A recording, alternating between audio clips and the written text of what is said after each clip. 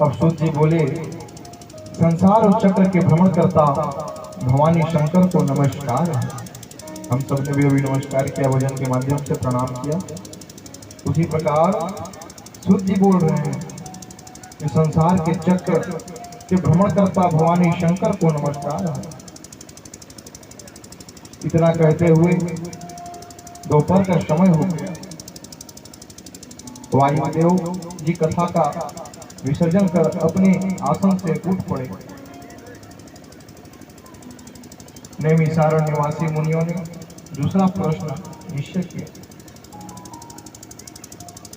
फिर प्रतिदिन के समान अपना नियम समाप्त कर सब वायु देवता आए। तब उनको आया हुआ देखकर आसन पर बैठाया।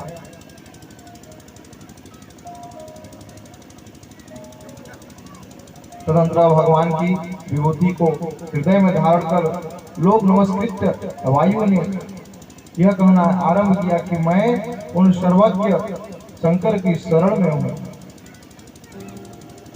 वायुदेव पवन पुत्र जी बनाने गए थे ना कथा के माध्यम से, है ना। कथा में आप लोगों को समझाया था कि जब भोले बाबा रुद्र अवतार लिए तो कौन गए थे? बजरंगबली महाराज, है ना। ब्रह्मा विष्णु माया का रचना किए थे। तो भोले बाबा जब रुद्र अवतार लिए थे तो मनाने कौन गए थे? बजरंगबली महाराज। विघ्न को वही दूर कर सकते हैं, संकट वही काट सकते हैं। संकट कटे मिटे सब पीरा, जो सुमिरै हनुमत बलबीरा, है ना। तो संकट तो बजरंगबली महाराज ही काट सकते हैं। बोलिए बजरंगबली महाराज की जय। तो देवी देवताओं को भी बजरंगबली का स्मरण करना पड़ा है ना। जब रुद्र अवतार किए थे भोले बाबा को, तो हम तो मनुष्य हैं, हाँ। और आजकल लोग कहते हैं कहीं भगवान नहीं, हाँ। जो धर्म कर रहा है उसमें भी रुकावटें पैदा कर रहे हैं। दूसरे धर्म में जाने को बता रहे हैं कि हाँ हमारे धर्म में आओ, ऐसा होगा वैसा होगा। अरे क्या होगा? हाँ, आप लोगों को बताया होगा कि पुराण का मतलब क्या होता है। हाँ, पुराण का मतलब क्या होता है? पुराना। अरे इतना पुराना कि हम लोग नहीं जानते हैं तो वो क्या जानेंगे जो लोगों को बता रहे हैं कि हमारे धर्म में आओ।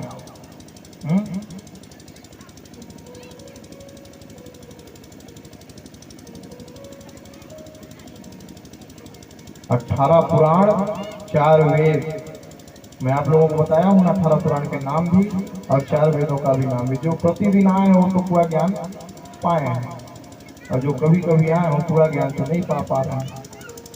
फिर भी शिव पुराण का आधा श्लोक भी स्मरण कर लेंगे तो जीवन तो बन ही जाएगा, है ना। पाप तो कष्ट दूर हो ही जाएंगे।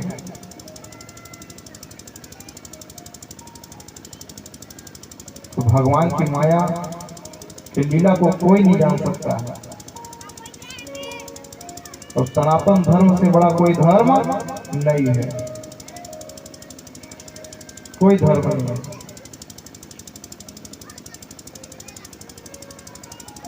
कोई धर्म हो तो लोग बताएं। अगर उनका धर्म होता ना तो उन लोगों को ना घर के अंदर पूजा पाठ करने की जरूरत नहीं होता, जैसे हम लोग कर रहे हैं ना इस मोहनपुर ग्राम में, वैसे वो लोग भी कर सकते थे। लेकिन जब वो लोग धर्म का कार्य करते हैं तो कैसे करते हैं? रूम के अंदर। दूसरे धर्म वाले लोग करते हैं ना, कहीं तंबू टेंट लगा हुआ देखते हैं वो लोगों का। हाँ, हम किसी से डरते हैं क्या? नहीं डरते हैं। सनातन धर्म का कार्य कर रहे हैं और करेंगे जब तक जिंदा रहेंगे। हाँ, करेंगे ना। कौन कौन करेंगे? सभी हाथ उठाकर बताइए। हाँ, दूसरे धर्म में जाने की जरूरत नहीं है। 18 पुराण पढ़ते पढ़ते ना जीवन मिल जाएगा। हाँ, उनकी छोटी सी किताब है, लोगों को बरगलाकर दूसरे धर्म में ले जाते हैं। ऐसा कभी मत करिएगा। पहले 18 पुराण पढ़ लीजिए, उसके बाद किसी और धर्म में जाइएगा। अगर आप लोग को जाने का मन भी हो ना तो मैं कहता हूँ कि 18 पुराण पहले पढ़िए, 4 वेद पढ़िए, उसके बाद दूसरे धर्म में जाइए। सनातन धर्म से बड़ा कोई धर्म नहीं है। अगर कोई कहे ना कि सनातन धर्म से बड़ा कोई धर्म है, तो मेरा घर ज्यादा दूर नहीं है, श्रीनगर उसे ले आइएगा, मैं उसे बताऊंगा कि सनातन धर्म कौन सा धर्म है ना। अगर आप लोगों को कोई बरगलाए, कोई बहकाए कि हमारे धर्म में आइए, ये हो जाएगा वो हो जाएगा, तो कभी मत जाइए। सनातन धर्म से बड़ा कोई धर्म नहीं है। मैं हृदय की गहराइयों से आप लोगों को बता रहा हूं,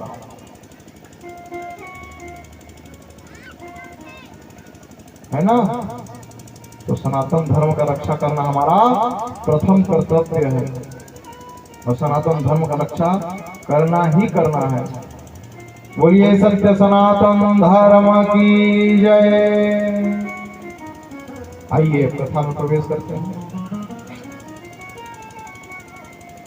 अब आसन पर बैठाकर तंत्र भगवान की विभूति से हृदय में धारण कर लोक नमस्कृत वायु ने यह कहना आरंभ किया कि मैं उन सर्वज्ञ शंकर की शरण में हूँ। पवन पुत्र बजरंगबली महाराज कह रहे हैं कि मैं तो भोलेनाथ के शरण में हूँ, है ना। जिनकी यह चराचर विभूति विस्तार सुनने की इच्छा हुई हो, उन्होंने कहा, हे भगवान, आपने यह जो महात्मा उपमन्यु का चरित्र वर्णन किया, उसे हमने सुना कि जिससे उन्होंने गौ दुख के लिए तप कर परमेश्वर से वर प्राप्त किया था। गौ सेवा से कहाँ को प्राप्त किया था? स्वर्ग को। आजकल तो लोग गौ माता का सेवा करना भूल ही गए हैं, भूल गए हैं ना। गांव में तो लोग कर रहे हैं गौ सेवा, लेकिन शहरों में लोग गौ ना रोड में पड़े होते हैं। गौ तस्कर हमारे गायों को यहाँ से पता नहीं कहाँ ले जा रहे हैं, उचड़ खाना में, और हम लोग सोए हैं, हमें कुछ पता ही नहीं है। और हमारे ही बीच के कोई ऐसे हैं जो उस पाप कार्य को कर रहे हैं। हाँ, तो गौ रक्षा भी करिए। गौ की रक्षा करिएगा ना तो स्वर्ग प्राप्त होगा।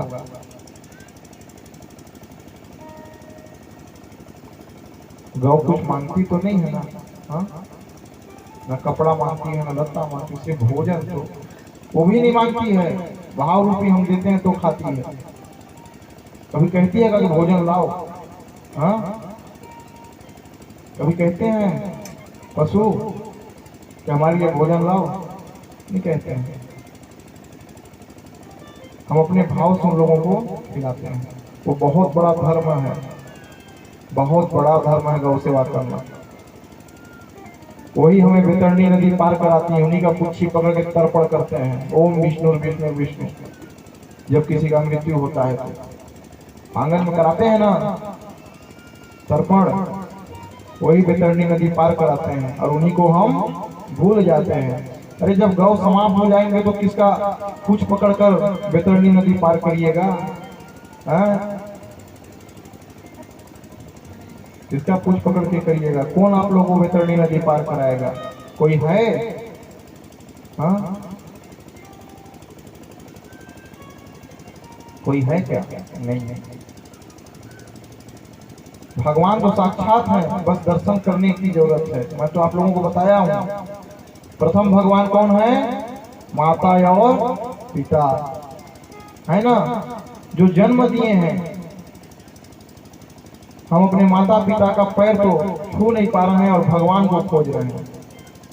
तो सर्वप्रथम तो प्रतिदिन प्रातः काल उठकर अपने माता पिता का पैर छूना चाहिए, क्योंकि वो हमारे प्रथम भगवान हैं। अगर वो हमें संसार में लाते ही नहीं तो हम क्या देखते? इस संसार को देख पाते क्या? नहीं देख पाते। तो प्रथम भगवान कौन है? माता और पिता। तो अपने अपने माता पिता का सभी लोग सेवा करिए, चरण स्पर्श करिए। अगर उनका आशीर्वाद लग गया ना, इस संसार में हराने वाला कोई नहीं है। हाँ, कोई नहीं है।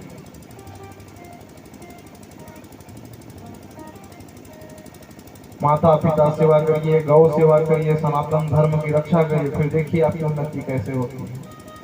कोई नहीं रोक सकता है आपको आपकी उन्नति से।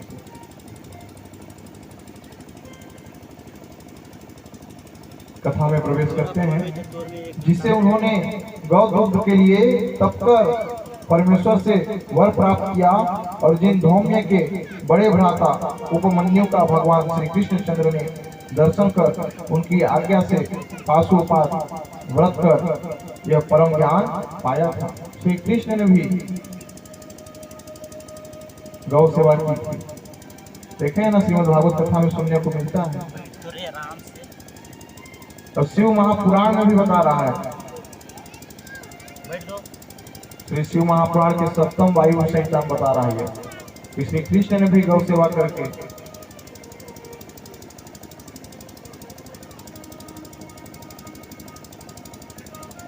श्री कृष्ण भगवान ने गौ सेवा किया है, तो क्या हम नहीं कर सकते हैं? हम तो भक्त हैं ना उनके। हाँ, तो गौ सेवा अवश्य करिए। कथा का वृत्तांत बता रहा है, मैं नहीं बता रहा। श्री शिव महापुराण बता रहा है कि गौ सेवा करिए।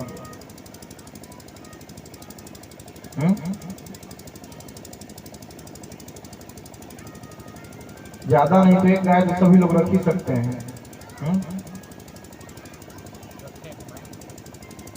रख सकते हैं ना, एक गाय घर में अवश्य रखिए, उसकी सेवा करिए। हम भी रखे हैं, ऐसा नहीं है, इसलिए बाकी लोगों को बता रहे हैं और कह रहे होंगे महाराज जी तो हमारे यहाँ भी 5-5, 6-6 गाय हैं, सेवा कर रहे हैं। क्योंकि यजमान जी तो दे ही देते हैं। हमारा पकड़िए गाय का कुछ पकड़िए, चाहे मत पकड़िए, गाय को पहले ले जाइए। हाँ, पहला संकल्प में ही बोलते हैं। और अगर नहीं ले जा पाएंगे उसको भी बताइएगा, गाड़ी लगवा के मैं भेजवा दूंगा महाराज। हाँ, लेकिन ले ही जाइएगा। हाँ, बाकी चीज को नहीं बोलेंगे कि ले जाइएगा महाराज, एक बार नहीं बोलेंगे। और कुछ दान करेंगे तो नहीं कहेंगे। ये कलयुग है ना, सब माया से मोहित। एक बार नहीं कहेंगे आप किसी चीज को महाराज गाड़ी मंगा दो, लेकिन गाय को कहेंगे महाराज 2 आदमी भी दूंगा, गाड़ी भी मंगाऊंगा, ऊपर से पैसा भी दूंगा, लेकिन ले जाइएगा प्रभु। ऐसे ऐसे यजमान, लेकिन हम लाते हैं, सेवा करते हैं। फिर उन्हीं यजमानों को जरूरत पड़ता है, महाराज गौ है, फलाने जी तो गुजर गए, जरूरत पड़ रहा है। तो आप लोग उसकी सेवा करें, जरूरत तो सबको है ना। हाँ, एक एक गाय सब लोग रखेंगे, सबके लिए आसानी हो जाएगा ना। हाँ, सेवा भी हो जाएगा, किसी को ज्यादा लोड भी नहीं होगा। जिसके यहाँ 10-20 गाय रहेंगे उसे सेवा के लिए समय भी तो चाहिए ना, लेकिन एक गाय तो रख ही सकते हैं। तो सभी गौ सेवा अवश्य करिए। अब भगवान कह रहे हैं कि पाशुपत व्रत कर यह परम ज्ञान पाया है, जिसके संबंध में हम पहले भी कुछ सुन चुके हैं, पहले भी सुने हैं, श्रीमद् भागवत कथा में सुने हैं, और शिव महापुराण में भी ये वृत्तांत आ गया है। अब उसी को हमें और स्पष्ट करके सुनाइए। श्री कृष्ण जी को किस प्रकार पाशुपत व्रत का ज्ञान मिला, गौ सेवा करने का ज्ञान कैसे मिला। वायु बोले, यद्यपि सनातन वासुदेव शिवछैया यहाँ अवतीर्ण हुए थे, तथापि मानव देव को निंदनीय जानकर उन्होंने लोक संग्रह के लिए अपनी देह शुद्ध कर ली थी और पुत्र प्राप्ति के लिए मुनियों के आश्रम में गए थे।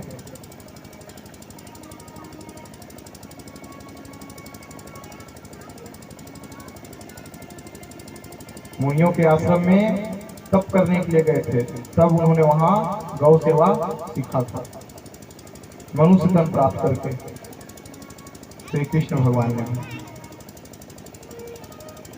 तब वहां उन्होंने शिव जी के परम भक्त महाकांतिमान उपमन्यु जी को मुनियों के मध्य में देखा, तो उनके श्री कृष्ण के रोम खड़े हो गए।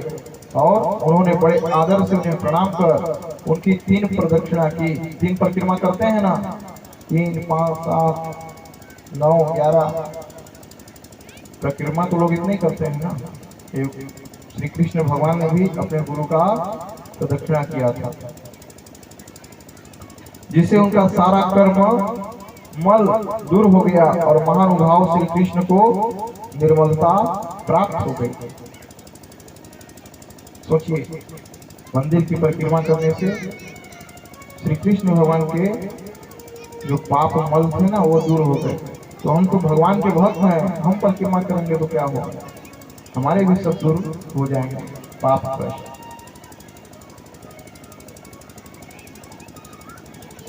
यह देख उपमन्यु जी ने श्री कृष्ण को सारे शरीर में अग्नि रीत भस्म लगवाए और 12 महीने का साक्षात पशुपात व्रत करने का श्रेष्ठ ज्ञान दिया। श्री कृष्ण ने 12 महीने का साक्षात पशुपात व्रत करके गौ सेवा किया है। और हम लोग तो पहले अपना पेट भरते हैं, उसके बाद गाय वाय को देखते हैं, है ना। एक रोटी तो निकाल ही सकते हैं भगवान के लिए।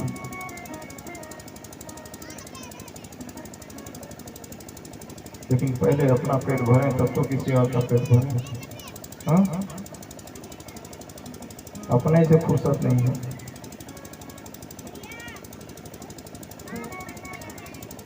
फिर तो उसी दिन से यह ज्ञान उनके समीप रहने लगा और इस प्रकार गुरु की आज्ञा से पुत्र प्राप्ति के लिए श्री कृष्ण जी ने श्याम शंकर का तप करना आरंभ कर दिया।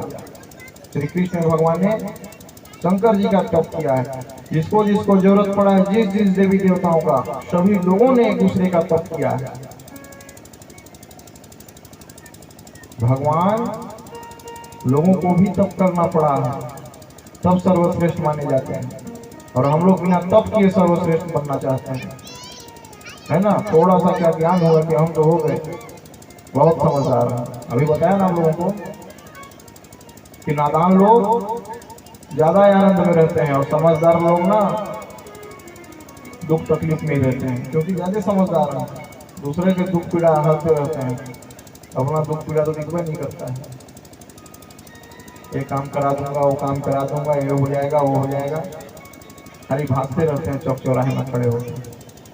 ज्यादा समझदार हो जाते हैं ना वो लोग, हैं।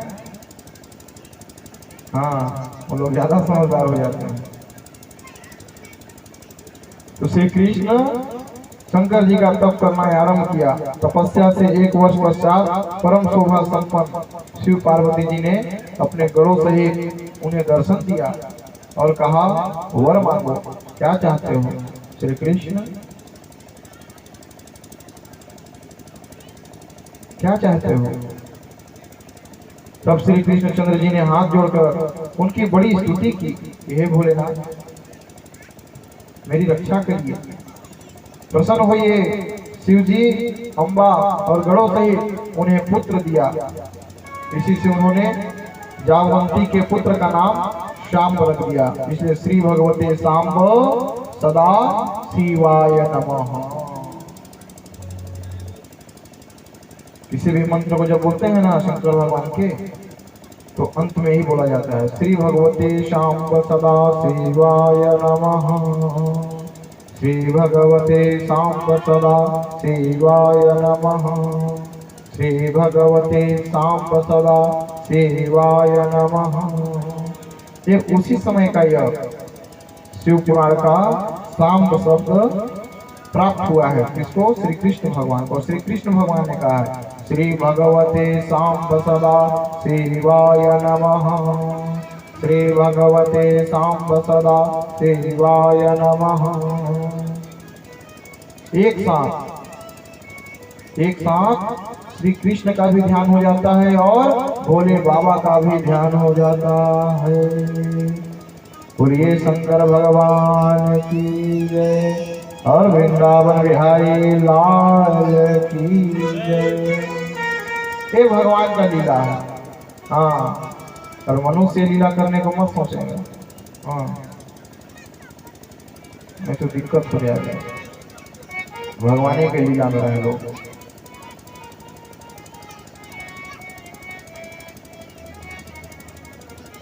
तपस्या से 1 वर्ष पश्चात परम शोभा संपन्न शिव पार्वती जी ने अपने गणों सहित श्री कृष्ण को दर्शन दे दिया। तब श्री कृष्णचंद्र जी ने हाथ जोड़कर उनकी बड़ी स्तुति की। इस प्रकार महापराक्रमी श्री कृष्ण जी ने महर्षि से ज्ञान लाभ किया और शंकर जी से उन्हें पुत्र का लाभ हुआ।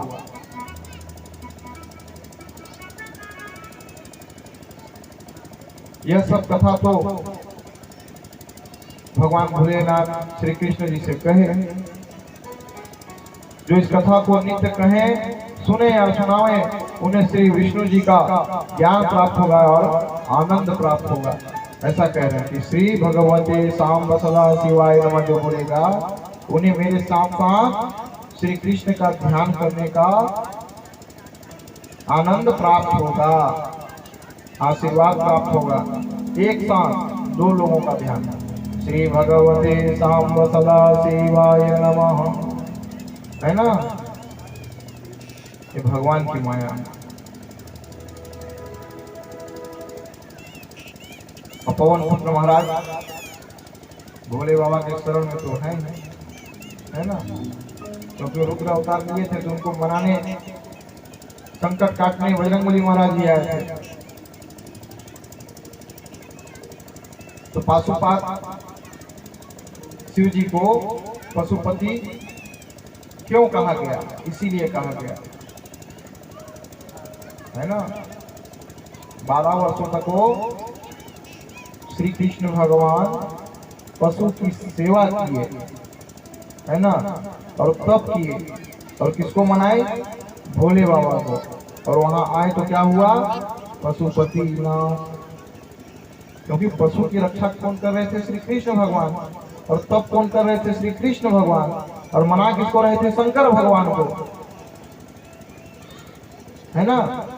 इसलिए उनका नाम पशुपति नाथ भी पड़ा है, भोले बाबा का नाम।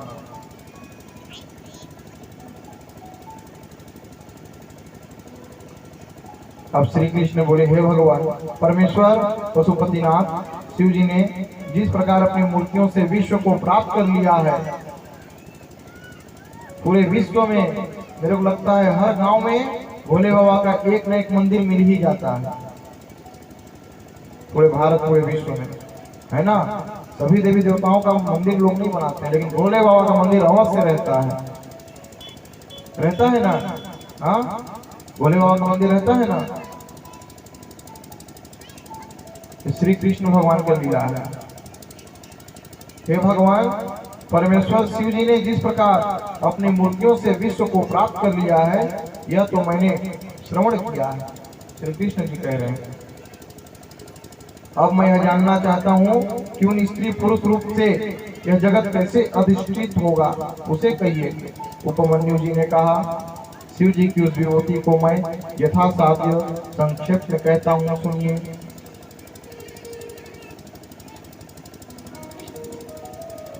क्योंकि उनकी शक्ति का नाम महादेवी भी पड़ेगा और महादेव जी शक्तिमान होंगे। कहीं भी शंकर जी का मंदिर बनता है तो महादेव उनके साथ रहते हैं ना। कहाँ रहते हैं? अर्घा में। जो भोले बाबा के नीचे अर्घा स्थान बनता है, वहां किसका स्थान रहता है? पार्वती जी का, है ना। इसलिए महादेवी और महादेव।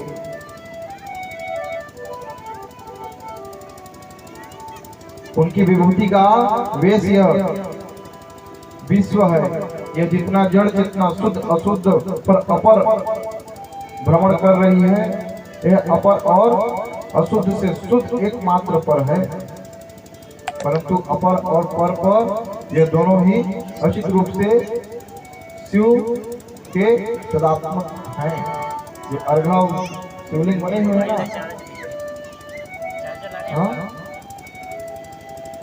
उनका वो स्थान है भोले बाबा और किसका? पार्वती जी का। महादेवी और महादेव जी का। तब भगवान कहते हैं कि इस कारण यह शिव संबंधी जगत का सत्तिक हुआ है। क्या बिना माता पिता का पुत्र प्राप्त हो सकता है? हो सकता है क्या? नहीं हो सकता। इसीलिए माता पिता एक साथ हैं। यही भगवान भोले बाबा का लीला है। ऐसे ही महादेवी और महादेव के बिना यह चराचर जगत नहीं उत्पन्न हो सकता है। जगत के स्वामी हैं, जगत के रचयिता हैं, उनके बिना कुछ नहीं हो सकता है। चाहेंगे ना तो 10 मिनट में सब ऐसे ही समाप्त कर देंगे। देखे हैं ना उनका रुद्र अवतार कैसा तीसरा नेत्र सोचते हैं, सब जलमग्न कर देंगे। 10 मिनट लगेगा इस धरती को जलमग्न करने में। कितना? 10 मिनट। उससे भी कम समय लगेगा। मैं तो कलयुग का समय बता रहा हूँ। 10 मिनट सेकेंडों नहीं लगेंगे। हाँ, सब जल में ऐसे ऐसे तैरते रह जाएंगे। जितना सोना चांदी जवाहरात पहने है ना, कुछ काम नहीं आएगा। फिर हलो हलो करते रहिएगा, कोई काम नहीं देगा। फोनों लगाइएगा तो लगेगा नेटवर्क ही चल जाएगा, तब तो जलमग्न हो जाएगा। आजकल तो लोग फोन लगा लेते हैं कलयुग में। हाँ हेलो कहाँ है, एक मामला हो गया है। उस समय कोई मामला काम नहीं देगा। जो भगवान को भजेगा वही मामला काम आएगा। तो भोले बाबा को भजिए और आनंद में रहिए।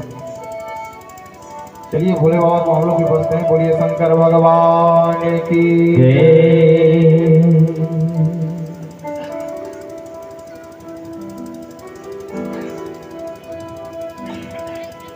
जय।